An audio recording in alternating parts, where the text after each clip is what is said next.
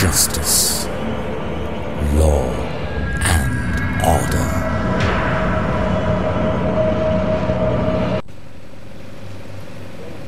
প্রিয় দর্শক, আপনাদের সকলকে সাদর আমন্ত্রণ জানাচ্ছি এটিএন বাংলা নিয়মিত আয়োজন আইন বিষয়ক অনুষ্ঠান ল অ্যান্ড অর্ডারে।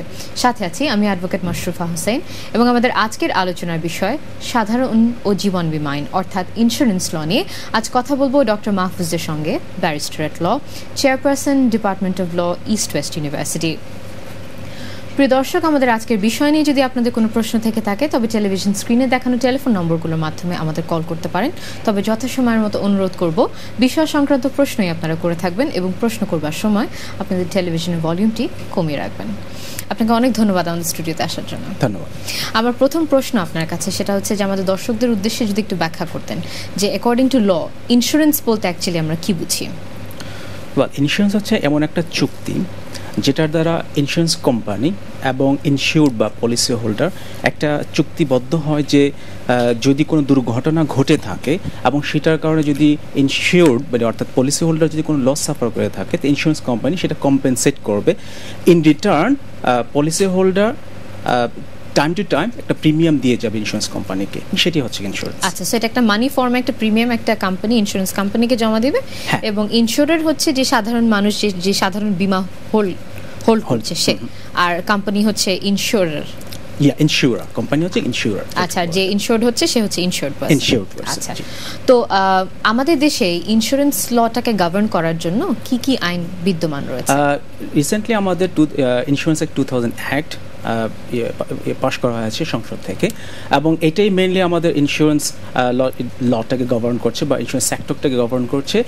তবে ইন্টারেস্টিং বিষয় হচ্ছে যে insurance development and regulatory authority বলে আর একটা অ্যাক্ট করা হয়েছে এবং এটার দ্বারা একটি অথরিটি তৈরি করা হয়েছে বা একটা অর্গানাইজেশন তৈরি করা আছে যেই অথরিটি কিনা ইন্স্যুরেন্স কোম্পানিগুলো ঠিকমতো তাদের পলিসি হোল্ডারদের সাথে বিহেভ করছে কিনা, তাদের মূলধন ঠিকমতো আছে কিনা এগুলো তারা অবজার্ভ করছে এবং কন্ট্রোল করছে ইন্স্যুরেন্স কোম্পানিগুলোকে। রাইট, সো এখানে আপনি বলছেন যে মেইন ল যেটা সেটা হচ্ছে ইন্স্যুরেন্স অ্যাক্ট 2010। Insurance act 2010। তো এখানে আর আরেকটা যেটা বলছেন যে একটা সেপারেট বডি গঠিত হয়েছে, insurance development and regulation authority, regulatory authority. সেই অথরিটি অ্যাকচুয়ালি ইন্স্যুরেন্স কোম্পানিগুলোকে একটা সার্ভেইলেন্সের মধ্যে রাখে। আপনি বলছেন যে তাদের পলিসি হোল্ডারদের সাথে তারা ঠিকঠাক মতো অপারেশন করছে কিনা সেটা দেখবার জন্য।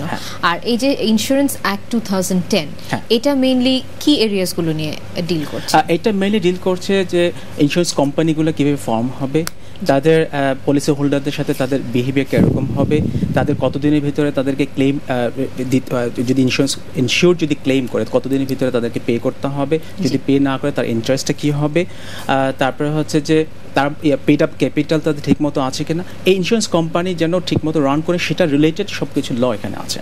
আচ্ছা, তো এখানে কি কোনো এরিয়াতে আপনার পলিসিগুলো মানে the relationship between the insured person and the insurer যে কোম্পানি, সেখানে এই দুই কন্ট্রাক্ট মানে যারা দুজন কন্ট্রাক্টে এন্টার করছে একটা ইন্স্যুরেন্স কোম্পানি এবং একজন ইনস্যুরার, তো এই দুজনের কন্ট্রাক্টটাকে আপনার দেখার জন্য কি এই লটা ডিল করছে কিনা? Well, it is very interesting matter যে ইন্স্যুরেন্স অ্যাক্ট কিন্তু ওই কন্ট্রাকচুয়াল বিষয়গুলো যেগুলো সে ফর এক্সাম্পল যেগুলো আছে ইনস্যুরেবল ইন্টারেস্ট, আউটমোস্ট গুড ফেথ, মানে অর্থাৎ কন্ট্রাক্টটা ভ্যালিড করার জন্য যে বিষয়গুলো এগুলো নিয়ে কিন্তু কোনো কথা নেই ইন্স্যুরেন্স অ্যাক্টে। সেটার ক্ষেত্রে আমাদের রিলাই করতে হয় ইংলিশ লর উপরে বিশেষ করে, কারণ আমাদের এটা কমনওয়েলথ কান্ট্রি, রাইট, আমাদের মেইন বেসটা হচ্ছে ইংলিশ ল, সেখানকার কেসগুলোর বেস করে আমরা আসলে রিলাই করে থাকি। যেরকমভাবে আমাদের 2011 একটা কেস আছে জীবন বীমা ভার্সেস ইসলাম স্টিল কর্পোরেশন লিমিটেড, যেখানে আমরা দেখতে পাচ্ছি যে হাইকোর্ট বলছেন যে ইংলিশ ল অনেক ডেভেলপ করেছে এবং অনেক ক্ষেত্রে যখন কি বলে আমাদের লয়ের রিলেটেড কোনো কিছু আসে সেক্ষেত্রে আমরা ইংলিশ লয়ের উপরে বা ইংলিশ কেসের উপরে রিলাই করছি। তো বেসিক্যালি দেখা যাচ্ছে যে to guide the relationship between the insured মানে the insurer and the company itself, ওটা ডিল করতে হচ্ছে আবার আমরা Case ইংলিশ law লর দিকে ইংলিশ কেস লর দিকে Case law দিকে। ভালোভাবে দেখছি জি, জি। রাইট তো সাধারণ কন্ট্রাক্ট এবং ইন্স্যুরেন্সের মধ্যে আসলে পার্থক্যটা কোথায় পার্থক্যটা হচ্ছে একটা সাধারণ কন্ট্রাক্ট যদি আমরা বলি সেটা হচ্ছে একদম বেসিক জিনিস, যেমন সে ফর এক্সাম্পল সেল গুডস, আচ্ছা আমি একটা জিনিস আপনার কাছে বিক্রি করব, আমি অফার করছি, আপনি এটা অ্যাকসেপ্ট করছেন, আমাকে মূল্য দিচ্ছেন, ফিনিশ এখানে। কিন্তু ইন্স্যুরেন্সের ক্ষেত্রে এটা না, ইন্স্যুরেন্সের ক্ষেত্রে হচ্ছে যে আমার যদি কোনো দুর্ঘটনা ঘটে থাকে তবেই আপনি আমাকে টাকা দিবেন, আর সেই যে আমার রিস্ক আপনি নিচ্ছেন সেজন্য আমি আপনাকে একটা প্রিমিয়াম দিচ্ছি একটা প্রতি মাসে মান্থলি বেসিসে। সো এটা একটা লং টার্ম চুক্তি বলতে পারেন, এবং এই চুক্তির জন্য যেটা একটা ডিফারেন্ট নেচার, যার কারণে ডিফারেন্ট ল এটার জন্য তৈরি করা হয়। আচ্ছা এটা হচ্ছে গিয়ে সাধারণ কন্ট্রাক্ট এবং ইন্স্যুরেন্স কন্ট্রাক্টের পার্থক্য। আচ্ছা সো ওখানে দেখা যাচ্ছে আনলেস এন্ড আনটিল মানে ইন্স্যুরেন্সের ক্ষেত্রে দেখা যাচ্ছে ইন্স্যুরেন্স কন্ট্রাক্টের ক্ষেত্রে যে unless and until particular performance is or risk is actually taken তার আগ পর্যন্ত কোনো টাকাটা পাচ্ছে না। সো এখানে একটা রিলায়েন্স হতে হচ্ছে একটা সার্টেন ইনসিডেন্ট ঘটবার জন্য। আর নর্মাল কন্ট্রাক্টে আমরা দেখি যে একটা পারফরমেন্স অটোমেটিক থাকে যেটা আপনার পারফর্ম না করলে ব্রিচ অফ কন্ট্রাক্ট হতে পারে। রাইট তো অ্যাকচুয়ালি দেখা যাচ্ছে যে আমাদের দেশে তো ইন্স্যুরেন্স আমরা যদি অন্যান্য বিশ্বের দিকে তাকাই, বিশ্বের অন্যান্য অনেক দেশের তুলনায় দেখা যাচ্ছে যে আমাদের দেশে ইন্স্যুরেন্স নেওয়ার পলিসিটা অতটা পপুলার না যেটা কিনা ফরেন কান্ট্রিজে হয়ে থাকে। তো এখানে যদি আমাদের ইন্স্যুরেন্স ইতিহাসটা সম্পর্কে যদি একটু বলতেন যে অ্যাকচুয়ালি আমাদের পার্সপেক্টিভটা একটু ডিফারেন্ট অন্যান্য দেশের থেকে। জি আপনার কথা অবশ্যই সত্য যে আমি যদি দি ফাইন্যান্সিয়াল এক্সপ্রেসের 2013 একটা রিপোর্ট তারা পাবলিশ করেছে, ওখানে তারা বলেছে যে আমাদের দেশে অনলি 1.5% অফ দ্য পপুলেশন জীবন বীমা দ্বারা কাভারেজ, যেখানে ইন্ডিয়াতে হচ্ছে 7.5%, পাকিস্তান হচ্ছে 4.5%। আচ্ছা তো আমরা এটা রিজনটা হচ্ছে যে আমরা এটা সম্পর্কে বেশি সচেতন নই, এবং 2014-এও জীবন বীমা নীতি এটাকে অ্যাকনোলেজ করেছে যে হ্যাঁ আমরা ইন্স্যুরেন্স নিয়ে আমাদের এতটা সচেতনতা নেই। এটার পিছনে রিজনও আছে, কারণ হচ্ছে যে আমাদের ভারত উপমহাদেশে ইন্স্যুরেন্সটা শুরু হয়েছে 1818 সালে, আর আমাদের বঙ্গপ্রদেশে ইন্স্যুরেন্সটা এসেছে 1912 সালে, এবং আমাদের প্রথম অ্যাক্ট হচ্ছে যেটা দ্বারা আমাদের ইন্স্যুরেন্স গভর্ন হয় সেটা হচ্ছে 1938। অথচ বাহিরে যদি আমরা দেখি যে ইন্স্যুরেন্স হিস্ট্রি যদি দেখি তাহলে দেখতে পাচ্ছি গ্রিক এবং রোমানরা কিন্তু ইন্স্যুরেন্স ইউজ করতো, এবং তাদের ইন্স্যুরেন্স ইউজ করার দুটো পলিসি ছিল, একটা ছিল মিউচুয়াল ইন্স্যুরেন্স আর একটা ছিল লোনের থ্রুতে। আচ্ছা মিউচুয়াল ইন্স্যুরেন্সটা হচ্ছে গিয়ে বলা হচ্ছে যে হিউম্যান হিস্ট্রিতে যতদিন ধরে সভ্যতাকে আমরা চিন্তা করতে পারি ততদিন ধরে এটা আছে, এটা সবসময় এটা ইউজ করা হতো। আর মিউচুয়াল ইন্স্যুরেন্সের সিস্টেমটা এরকম যে ধরেন আমরা 12 জন বা 25-20 জন যে কতজনই হোক আমরা সমুদ্র বিজনেসে যাচ্ছি, এখন ফ্যামিলিদেরকে আমরা রেখে যাচ্ছি। এখন ফ্যামিলিদের প্রোটেকশন যদি দেখা যাচ্ছে যে এই শিপটা যদি সামহাও কোনো স্টোর্মে যে কোনো দুর্ঘটনার কারণে যদি শিপটা ডুবে যায়, আমরা আবার এই ডিসকাশনে ফেরত আসছি। আমাদের একটা ফোন রয়েছে। হ্যালো জি আসসালামু আলাইকুম, একটু টেলিভিশনের ভলিউমটি কমিয়ে কথা বলুন প্লিজ। জি বলুন কথা, উনি শুনতে পাচ্ছেন। ওয়ালাইকুম আসসালাম, জি বলেন। জি জি ভালো আছি, বলেন আপনার কোশ্চেনটা বলেন। আমার ছোট্ট একটা প্রশ্ন,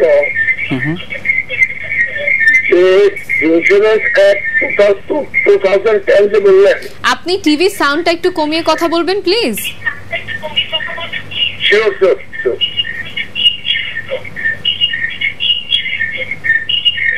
আমার বিষয় হলো যখন ইন্স্যুরেন্স করা হয় কোনো ব্যক্তির নামে তখন তো নিশ্চয়ই তার এজ এবং ডক্টর মানে ফিটনেস সার্টিফিকেট দেখি তো সব কিছু করা হয়, তাই না? আবার একটু বলে তার সার্টিফিকেট দেখে ডেট অফ বার্থ দেখে এটা বলছেন আপনি? স্যার এজ ম্যাটার বলছি, এজ ম্যাটার। হ্যাঁ এজ একটা ফ্যাক্টর। হ্যাঁ রাইট, জি বলুন। হ্যালো নিশ্চয়ই তার ফিজিক্যাল ফিটনেস এবং তার বয়স দেখি তো করা হয়, তাই না? জি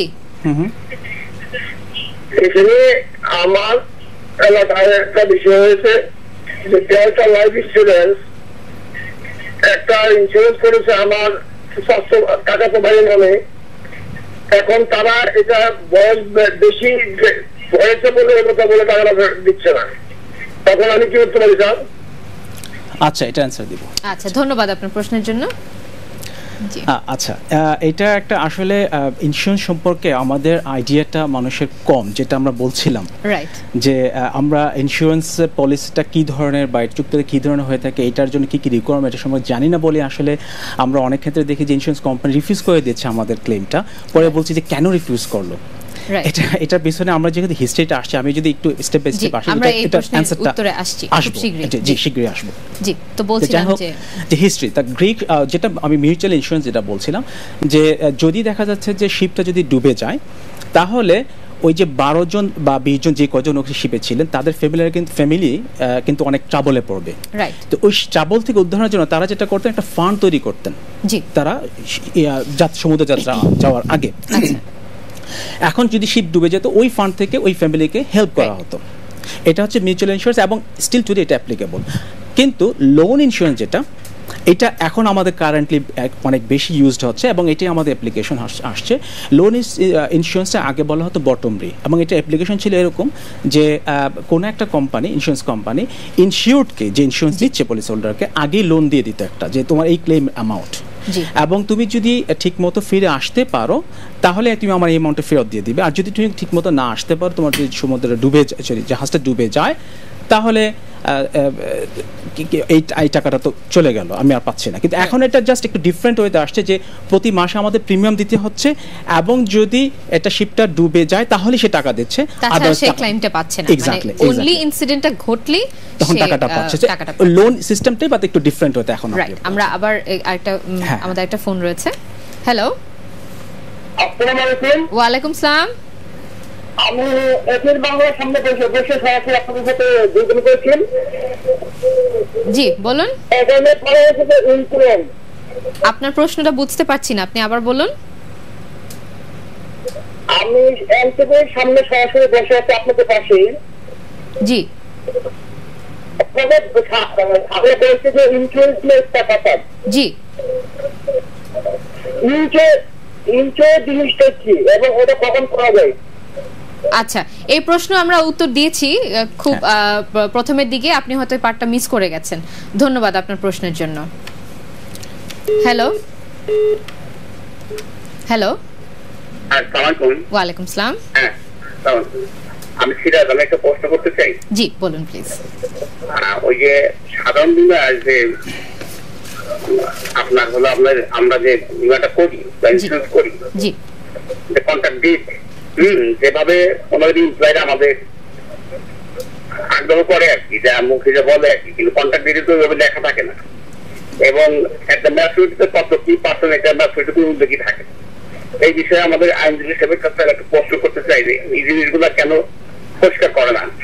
আর দুই হলো যে কোনো ক্লেম করলে ঘুরতে ঘুরতে জীবন বিমা, সাধারণ বিমা মানে সেই পায়ের জুতা এবং দরকার ছুটি পাওয়া যায় না, টাকা পয়সা তার কোনো ক্লেম পাওয়া যায় না। এই বিষয়ে আমি একটু জানতে চাচ্ছেন। ধন্যবাদ, খুব সুন্দর প্রশ্ন করেছেন আপনি। জি, খুব সুন্দর প্রশ্ন, থ্যাংক ইউ, ধন্যবাদ। তো আসলে ঘুরে ফিরে ওই একই প্রশ্নই আসছে, যে আমরা দেখতে পাই যে অনেক ক্ষেত্রেই ইন্স্যুরেন্স ক্লেম গুলো কোম্পানিরা রিফিউজ করে দেয়, তারা এটা নাকচ করে দেয়। তো এটা আসলে কিসের ভিত্তিতে করে, যদি একটু বলতেন তাহলে আমাদের দর্শকরা অনেক উপকৃত হতো। হ্যাঁ, এটা জানার জন্য আসলে আমাদেরকে ইন্স্যুরেন্সটা সম্পর্কে একটু ইনডেপথ জানতে হবে। ইন্স্যুরেন্স কন্ট্রাক্টটা ভ্যালিড হওয়ার জন্য মিনিমাম 3টা রিকোয়ারমেন্ট আছে। একটা হচ্ছে ইনসিওরেবল ইন্টারেস্ট, আরেকটা হচ্ছে আটমোস্ট গুড ফেইথ, আর একটা হচ্ছে ওয়ারেন্টি অ্যান্ড কন্ডিশন। রাইট, ওকে, এই 3টা সম্পর্কে যদি আমরা ভালোভাবে নলেজ রাখি তাহলে মোটামুটি আমাদের আর ঝামেলা হওয়ার কথা না। নাম্বার 1 হচ্ছে ইনসিওরেবল ইন্টারেস্ট। প্রথম যে কোশ্চেনটা উনি করেছেন সেটা কিন্তু এটার সাথে রিলেটেড। আচ্ছা, ইনসিওরেবল ইন্টারেস্ট হচ্ছে যে এমন একটা বিষয় যে এটাকে আসলে কোনো এক স্ট্রিক্টলি সংজ্ঞায়িত করতে পারেনি, বাট এটাকে একটা ধারণা দিয়েছে। সেটা হচ্ছে যে আমি যেই জিনিসটার উপর ইনস্যুর করব সেটা, সেই প্রোডাক্টের উপর আমার একটা ইন্টারেস্ট থাকতে হবে। ইংলিশ একটা কেস, ওখানে ওয়ালের লর্ড জাস্টিস কেসটা হচ্ছে কি ফিজি ভার্সাস সান লাইফ ইন্স্যুরেন্স। ওইটাতে উনি বলেছেন যে যদি আমরা প্রথমে যখন দেখব যে সাবজেক্ট ম্যাটারটা কী বা এটার মূল বিষয়টা কি ইন্স্যুরেন্সে, ওটা দেখার পর আমাদের দেখতে হবে আমাদের কি ইন্টারেস্ট আছে কিনা। মানে ইন্টারেস্টে দেখবো এইভাবে যে যদি এই সাবজেক্ট ম্যাটারটা লস্ট হয়ে যায় বা ড্যামেজড হয়ে যায়, আমি কি কোনো ইকোনমিক্যাল সাফার করবো কিনা। এখন রাস্তাঘাটে আমার অনেক গাড়ি আছে, এখন একটা গাড়ি ড্যামেজ হলে আমি তো ইকোনমিক্যাল সাফার করবো না, এখন আমি তার উপর ইন্স্যুরেন্স করতে পারি না, সেটা আমার কোনো ইন্স্যুরেন্স ইন্টারেস্ট না। আমি শুধুমাত্র আমার নিজের বাড়ির উপরে, আমার গাড়ির উপরেই আমি ইন্স্যুরেন্স করতে পারবো। তারপর এটা হচ্ছে কি থার্ড ম্যাটার। তারপর ফাইনাল ম্যাটার হচ্ছে যে যেদিন আমি ইন্স্যুরেন্স করছি ওই দিন আমার কত টাকার ইন্টারেস্ট ছিল ওই গাড়িটার উপরে। এটা যদি আমার গাড়ি হয়ে থাকে, সে ফর এক্সাম্পল এখন 1 মাস আগে যদি আমার গাড়িটার বাজার মূল্য হয়ে থাকে 30 লাখ টাকা, এখন যদি হয় 25 লাখ টাকা, যদি আমি ইন্স্যুরেন্স করছি তাহলে কিন্তু আমার ইন্টারেস্ট হচ্ছে 25 লাখ টাকা। এখন আমি যদি এখানে 30 লাখ টাকা লেখি তাহলে কিন্তু আমার একটা ইন্স্যুরেন্স কোম্পানি কিন্তু এটা আমাকে অ্যাভয়েড করতে পারে, কারণ এটা আমি মিস ইন্টারপ্রেট করেছি বা রং কথা বলে মিথ্যা কথা বলেছি। সো এটার ব্যাপারে খুবই কেয়ারফুল থাকতে হবে যে আমাদের ইন্টারেস্টটাকে আমরা ঠিকমতো উল্লেখ করছি কিনা। আচ্ছা, সো এটা খুব মাইনিউট গ্রাউন্ডে আসলে রিফিউজ করতে পারে তারা। হ্যাঁ, এটা শুধু এটা কিন্তু খুব ইম্পর্টেন্ট একটা গ্রাউন্ড, কারণ হচ্ছে যে আপনি যদি বলেন গাড়িটার দাম 30 লাখ টাকা তাহলে কিন্তু ইন্স্যুরেন্স কোম্পানি প্রিমিয়ামটা একটু হায়ার করবে। আচ্ছা, আপনি যদি বলেন গাড়িটার দাম 10 লাখ টাকা, ইন্স্যুরেন্স কোম্পানি প্রিমিয়ামটা একটু লোয়ার করবে, কারণ তাদের হিসাবটা হচ্ছে যে কত টাকা তাকে দিতে হবে যদি দুর্ঘটনাটা ঘটে। রাইট, সো এখানে যদি আপনি কোনো মিস ইন্টারপ্রিটেশন করে থাকেন তাহলে আলটিমেটলি আপনার ফলটা ধরেন ভালো হচ্ছে না। এক্স্যাক্টলি। তো এখানে আশা করি দর্শক আপনার উত্তরটা পেয়ে গেছেন। যদি কোনো খুব খুঁটিনাটি ব্যাপারটা খুব ইম্পর্টেন্ট এখানে, যে যদি অ্যাকচুয়ালি ম্যাটারটা ঠিকভাবে মানে তাদের সামনে পেশ করা না যায় তাহলে সেখানে আপনার ইন্স্যুরেন্স কোম্পানি ক্লেমটাকে নাকচ করতে পারে। আমি একটু অ্যাড করি, সেখানে উনি কিন্তু বয়সের কথা বলেছেন, এখানে কিন্তু আসলে ইম্পর্টেন্ট, কারণ হচ্ছে যে বয়স যদি বেশি হয় মৃত্যুর হারটা বেশি, যাতে ইন্স্যুরেন্স প্রিমিয়ামটা কিন্তু হাই হবে। হ্যাঁ, সো এই যে এখানে যদি ফ্যাক্টর ইন্স্যুরেন্স কোম্পানি বলে থাকে যে হ্যাঁ আমাকে ঠিকমতো এজটা বলা হয়নি, রাইট, আমাকে অ্যাকচুয়াল এজটা আমার কিন্তু ওখানে আমাদের অনেকটা প্রবলেম আছে, সেটা হচ্ছে যে আমরা কিন্তু সার্টিফিকেট এক ধরনের এজ পাওয়া যায়, অরিজিনাল এক ধরনের এজ। এটা কিন্তু আমরা যদি খেয়াল করতে হবে, ইন্স্যুরেন্স কোম্পানি আমাদের অরিজিনাল এজের দিকে তাকাবে, কারণ তার কিন্তু প্রিমিয়াম তাকে সেট করতে হবে। রাইট, আমাদের আরো একটা ফোন রয়েছে। হ্যালো হ্যালো, আসসালামু আলাইকুম। জি, ওয়ালাইকুম আসসালাম। আমি একটা প্রশ্ন করছিলাম যে 10 বছর মেয়াদে ইন্স্যুরেন্স কোম্পানি মেয়াদগুলো করায়, জি, তো মেয়াদটা শেষ হয়ে গেলে টাকা দিতে অত্যন্ত দেরি করে, কেন দেরি করে? 1 নম্বর প্রশ্ন। আচ্ছা, যে 10 বছর মেয়াদ শেষ হয়ে গেছে, 3 মাস 4 মাস হয়ে যাচ্ছে, তাও টাকা দিচ্ছে না। আচ্ছা, আরেকটা কথা, আপনার হলো অন্যান্য কিছু কোম্পানি যেমন ডেল্টা কোম্পানি নাই, হারিস নাই, এরা মেয়াদ শেষ হয়ে গেছে, মাঠ পর্যায়ে কিছু মেয়াদ আছে, তো মাঠ পর্যায়ে কাজ করে না, টাকা পয়সা চলে যায়, তো এই ধরনের কোনো কিছু কিছু কোম্পানি আবার বদনাম শোনা যায়। জি, তো তারা টাকা দেয় না, আপনার হলো টাকা 24 মাস 3 বছর 4 বছর চলে যাচ্ছে, অবশ্য টাকা পায় না। আচ্ছা, এইটার বিষয়টা আগে জানতেছিলাম যে কি টাকা দিতে কেন। ওকে, ঠিক আছে, থ্যাংক ইউ। ঠিক আছে, ধন্যবাদ। তো যেটা বলছিলাম আর কি, তো ওনার প্রশ্নটা ছিল, ওনার প্রশ্নটা অনেকটা আগের মতোই, যে ইন্স্যুরেন্সের যদি হয়ে থাকে এক্সপায়ার হয়ে থাকে, তখন যদি রিটার্নের যদি কোনো অপশন থেকে থাকে তো রিটার্নটা ওনারা পাচ্ছেন না। আরেকটা কোশ্চেন অনেকটা কাছাকাছি ছিল যে ক্লেম যদি ভ্যালিড ক্লেম উনি পাচ্ছেন না। তো এখন আমি সরাসরি এই দুটা কোশ্চেনের অ্যান্সার দিয়ে দিই। আসলে ইন্স্যুরেন্সের 2010 ওখানে ক্লিয়ারলি বলে দিয়েছে সেকশন 72 যে উইদিন 90 ডেজের ভিতরে যদি কোনো ভ্যালিড ক্লেম হয়ে থাকে তাহলে উইদিন 90 ডেজের ভিতরে ইন্স্যুরেন্স কোম্পানিকে তাকে এই ক্লেম অ্যামাউন্টটা দিয়ে দিতে হবে। আচ্ছা, যদি না দেয় তাহলে এরপর থেকে ইন্স্যুরেন্স কোম্পানিকে একটা ইন্টারেস্ট দিতে হবে, ইন্টারেস্ট রেট দিতে হবে ওই যে টাকাটা সে পাওয়ার কথা। আচ্ছা, যদি হ্যাঁ, তবে ইন্স্যুরেন্স কোম্পানির যদি কোনো রিজন থাকে কেন তারা ডিলে করছে তাহলে কিন্তু ইন্স্যুরেন্স কোম্পানির উপর সেই লায়াবিলিটিটা আসে না। আচ্ছা, এখন ওনার কেসে দেখতে হবে ইন্স্যুরেন্স কোম্পানির কোনো রিজন আছে কিনা, কেন ইন্স্যুরেন্স কোম্পানিকে দেরি করছে, কোনো ইনভেস্টিগেশনের বিষয় আছে কিনা। পরের বিষয়টাতে একই রকম, যে সেটা হচ্ছে যে ওনার পলিসি যে এক্সপায়ার্ড হয়ে থাকে তাহলে 2010 অ্যাক্ট ওনাকে একটা রেস্কিউ দিচ্ছে, বলছে যে উইদিন 1 মান্থের ভিতরে তাকে রিটার্নটা দিতে হবে। Within 1 month. সো এখানে একটা কথা যেটা রয়ে গেছে সেটা হচ্ছে যে যদি কোনো ইন্স্যুরেন্স লাইফ টাইম এক্সপায়ার করার মধ্যে কোনো মানে যে ইনসিডেন্টের জন্য ইনশোর্ড ছিল, তো সেই ঘটনা যদি না ঘটে তাহলে কি সে ওই পুরো টাকাটা ফেরত পাচ্ছে? পুরো টাকা ফেরত পাচ্ছে না, ওদের সাথে একটা কন্ট্রাক্ট থাকে যে কত টাকা তার রিটার্ন পাবে যদি এই ঘটনা না ঘটে। ধরেন এটা লাইফ ইন্স্যুরেন্স হলে যদি মানে ওই সার্টেন টাইমের মধ্যে কেউ মারা না যায় তাহলে ওইটা তাদের সাথে কন্ট্রাকচুয়াল একটা প্রাইস থাকে যে হ্যাঁ রিটার্ন কত টাকা রিটার্ন সে পেতে পারে।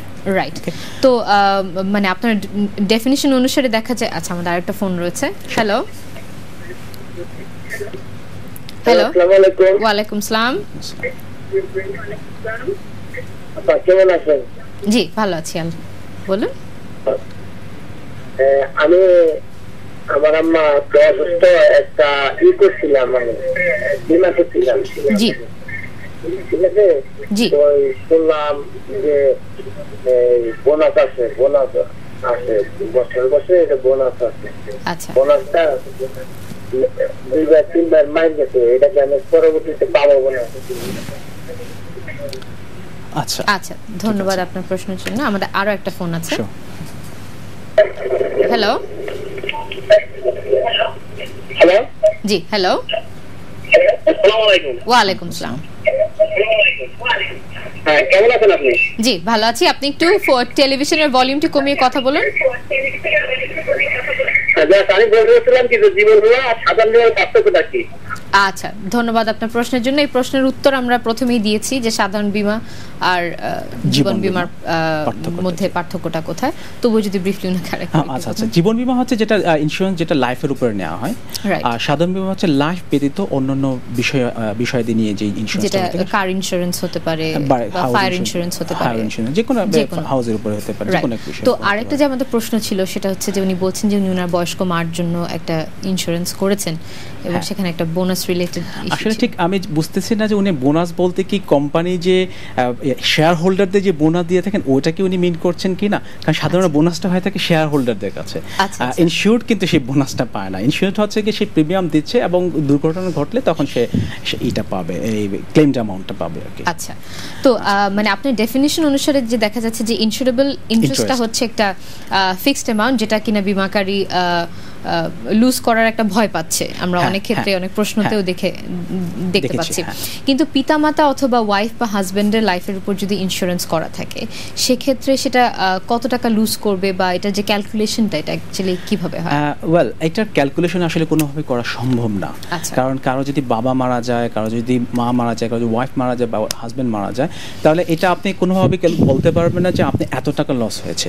এই জন্য কোর্টস যেটা বলছে যে এটার জন্য আনলিমিটেড ইনস্যুরেবল ইন্টারেস্ট, মানে অর্থাৎ আপনি যত টাকা চান তত টাকা আপনি ইনস্যুর করতে পারবেন, এটা কোনো নির্দিষ্ট কোনো অ্যামাউন্ট নেই।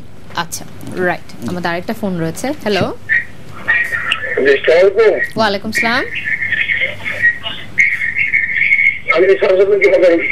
জি, একটু টেলিভিশনের ভলিউমটি কমিয়ে কথা বলুন আমাদের সাথে।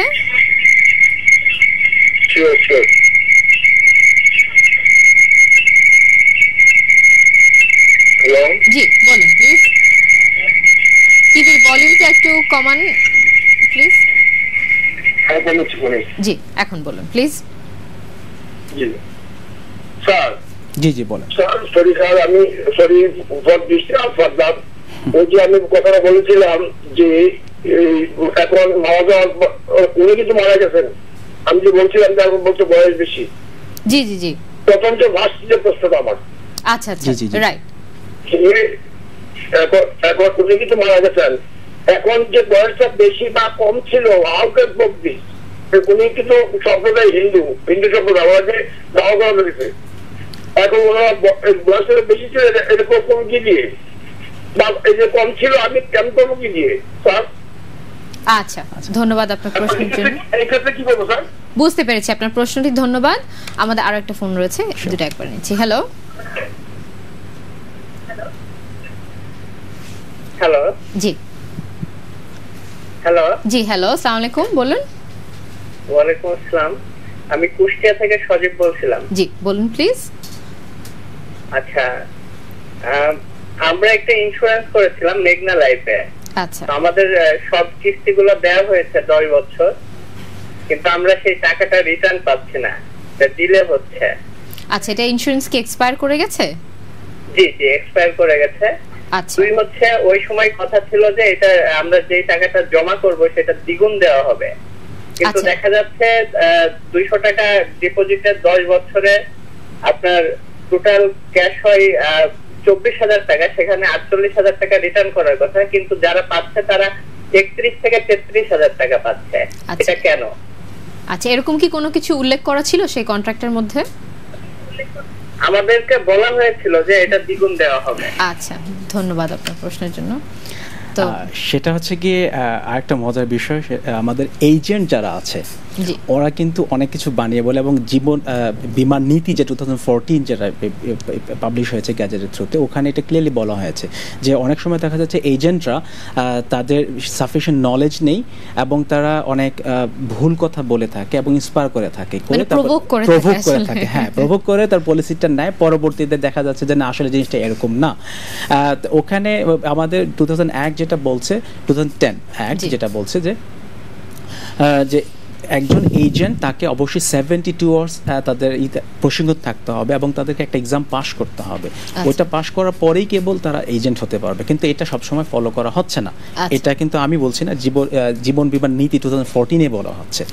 এবং আরো একটা মজার বিষয় হচ্ছে যে ওখানে আরো একটা কথা বলা হয়েছে যে অনেক ক্ষেত্রে এরকমও পাওয়া গেছে যে এজেন্ট যখন তারা প্রিমিয়াম নিচ্ছে গ্রাহকদের কাছ থেকে, তখন তারা একটা রিসিট দিচ্ছে যে রিসিট কিনা ভুয়া।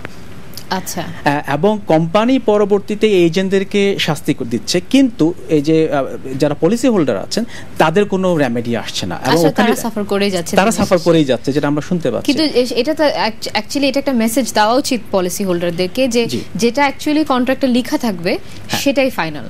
তো এজেন্ট যদি এখানে কোনো মুখরোচক কোনো কথা বলেও থাকে সেটা হয়তো প্রযোজ্য নাও হতে পারে। এক্স্যাক্টলি, ওনাদেরকে আবার কন্ট্রাকচুয়াল টার্মসটা দেখতে হবে, যেটা আমি বলছিলাম যে আটমোস্ট গুড ফেথ সম্পর্কে জানতে হবে এটা কি, এবং ওয়ারেন্টি এবং কন্ডিশন এগুলো কিন্তু দেখতে হবে, কারণ এখান থেকে কোনো একটা যদি মিস হয়ে যায় তাহলে কিন্তু ইন্স্যুরেন্স কোম্পানি যে কোনো সময় বলবে যে সরি আমি দিব না, রাইট। তো আরেকটা প্রশ্ন ছিল যে উনার এইজটা উনি কিভাবে প্রুফ করবে? তো এইজের ক্ষেত্রে নিশ্চয়ই এটা তো আর্গুমেন্টের বিষয়, এটা তো আসলে কাগজপত্রের বিষয়, আর্গুমেন্টের বিষয়, এখানে বলার মতো আমার কোনো কিছু নেই। রাইট, আমাদের আরেকটা প্রশ্ন আছে। হ্যালো জি, হ্যালো, আসসালামু আলাইকুম। ওয়ালাইকুম আসসালাম। স্যার ভালো আছেন? স্যার জি জি, আমি খুলনা জেলার ডুমুরিয়া থানা থেকে কামালিয়া গ্রাম থেকে বলছিলাম। জি বলুন প্লিজ। আমি হাফিজ বলছিলাম যে আসলে জীবন বীমা আগে প্রশ্ন করছি, বুঝছেন? দেখ আমি তো জীবন বীমা করছিলাম, বুঝছেন, আসলে আমি তো সেই মেয়াদ মতো টাকাটা ফেরত পাই নাই আর কি। হ্যাঁ, আচ্ছা আচ্ছা, এই আসলে এই যে টাকা, এই যে হ্যালো জি বলুন, শুনছি। এই যে টাকাটা আমরা পেমেন্ট করি নাই, এর জন্য আসলে আমি যাদের বীমা করছিলাম আর এই বীমা গ্রহীতার আমি বীমা করছি এই টাকাটা ফেরত না দেওয়ার কারণটা আসলে আমি বুঝতে পারলাম না। আর উদ্যোগ কর্মকর্তা যারা আছেন তারা এই সময় কোনো ডিসিশনই নেয়নি। আচ্ছা, ধন্যবাদ আপনার প্রশ্নের জন্য। আমাদের আরো একটা লাস্ট ফোন রয়েছে। হ্যালো হ্যালো হ্যালো, আমি মাদারীপুর থেকে বলছি। জি বলুন। ডাক্তার সিরাজুল ইসলাম। আমার অনেকগুলো গ্রাহক ছিল যে ইন্স্যুরেন্স করা, যে ইন্স্যুরেন্স মেঘনা লাইফ ইন্স্যুরেন্স, মেঘনা লাইফ ইন্স্যুরেন্স যেটা, এটা আপনার যে টাকাগুলো মানে জমা হয়েছে 3 বছর, 5 বছর, 7 বছর জমা হয়েছে, কিন্তু 10 বছর পূর্ণ হয় নাই। এটা 10 বছর মেয়াদি ছিল, কিন্তু আমাদের এই টাকাগুলো কি রিটার্ন পাওয়া যাবে? আচ্ছা, ধন্যবাদ আপনার প্রশ্নের জন্য। আচ্ছা, এটা অ্যানসারটা দিয়েছি। বাকি যে কোশ্চেনগুলো করে হয়েছিল যে রিটার্ন আসেনি বা দেয়নি, একই ব্যাপার আসছে, এবং এটাই জানতে হবে যে পলিসিগুলো যেগুলা প্রিন্সিপালস এর উপর ইন্স্যুরেন্সটা ডিল করে ওটা ঠিকভাবে দেখতে হবে। এক্স্যাক্টলি।